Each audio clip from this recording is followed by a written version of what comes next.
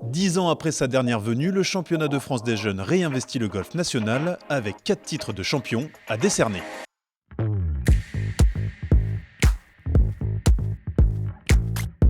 C'est un retour des plus symboliques.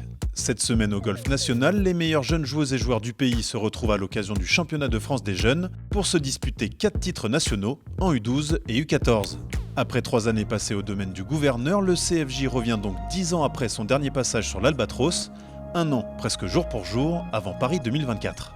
C'était un peu le rendez-vous annuel jusqu'alors où on venait très souvent ici. On a passé plusieurs années en province, donc c'était vraiment l'occasion de revenir cette année. Le golf était prêt à nous recevoir et nous on a accueilli avec grand plaisir cette candidature. Au programme de la semaine, 2 tours de qualification en stroke play suivis d'une phase de match play. Les U12 évolueront sur l'Aigle quand leurs aînés s'attaqueront à l'Albatros.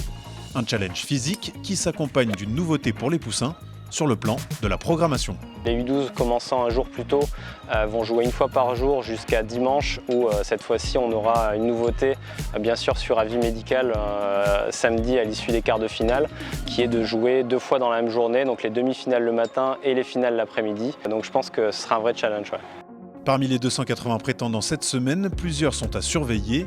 Chez les plus jeunes, on retrouve le numéro 1 de sa catégorie, Raphaël Amiel, tandis que le vainqueur U12 de l'an dernier, Tao Pemerica, est désormais candidat au titre des Benjamins. Chez ces dames, Lana Guyot fait partie des favorites en poussin, quand Céleste Bobolioré est la plus en vue en U14. C'est un peu impressionnant parce que le parcours est chaud.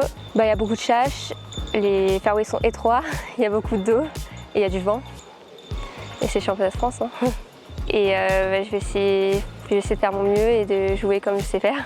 Parce que c'est quand même être championne de France, c'est quand même énorme.